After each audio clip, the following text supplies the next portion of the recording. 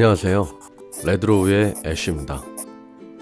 오늘은 우리 이쁜 딸내미 시아와 두 번째 레고방을 갔다 왔는데요. 첫 번째 갔을 때는 옆에 앉혀놓고 도와줬는데 혼자서도 곧잘 하길래 이번엔 레고방 선생님들께 딸아이를 맡기고 그 사이 저는 시아를 한번 그려보기로 했습니다. 뭘 그릴지 몰라 시아에게 물어봤더니 자기를 그려달라고 하더라고요. 그러게 왜 우리 딸을 그릴 생각을 안 했나 몰라요. 시아한테 조금 미안해지기도 했습니다. 첫 번째 레고방을 갔을 때 시아가 집중하는 모습이 너무 이쁜 거예요. 마지막으로 완성을 했을 때 잠깐 마스크를 벗고 사진을 찍어줬는데 포즈를 보며 이게 딸아이를 키우는 행복인가 싶기도 하고 이거다 싶어서 이 사진으로 정했습니다. 오늘의 장비는 이겁니다. M1 맥북과 아이패드 프로 조합이에요. 사이드카로 작업하는데 화면 작은 거 빼놓으면 불만이 없을 정도로 쾌적한 환경이죠.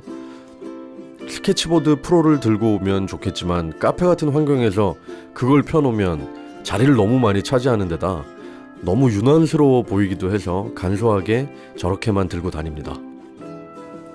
새로운 아이패드 프로 매직 키보드가 드로잉 모드가 나오지 않지만 키보드와 아이패드 사이에 스마트폰을 꽂아 놓으면 그리기 딱 좋은 각도가 유지되기 때문에 보통 저렇게 작업을 많이 하죠. M1 맥북에는 시아 사진을 띄워놓고 아이패드 사이드카로 포토샵을 열어 스케치합니다. 그리면서도 저도 모르게 계속 웃게 되더라고요. 이럴 때와는 다르게 힘들지 않아요. 행복하기만 하는 순간이죠.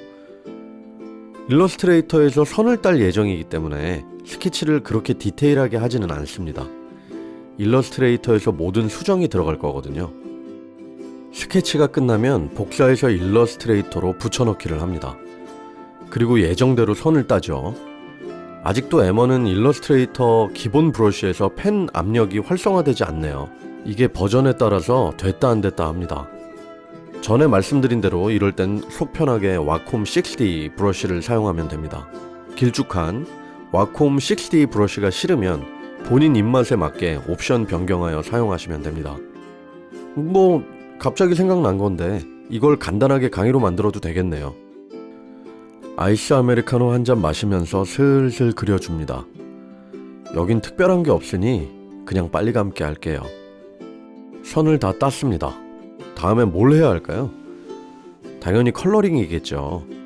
첫 시작은 CMYK 모드로 시작을 해서 조색을 하는 부분은 CMYK 그대로 가고 나중에 그라데이션 작업을 할 때 RGB 모드로 변경할 예정이에요. 빠르게 작업하기 위해 단축키 N을 활용해서 면을 그리고 색을 넣어줍니다. 이 작업의 반복을 하면 이렇게 되죠. 안 이쁘네요. 네, 안 이쁩니다. 어떻게 그려도 시아만큼 이쁘진 않겠지만 그림자 작업을 하면 조금 달라질 거예요.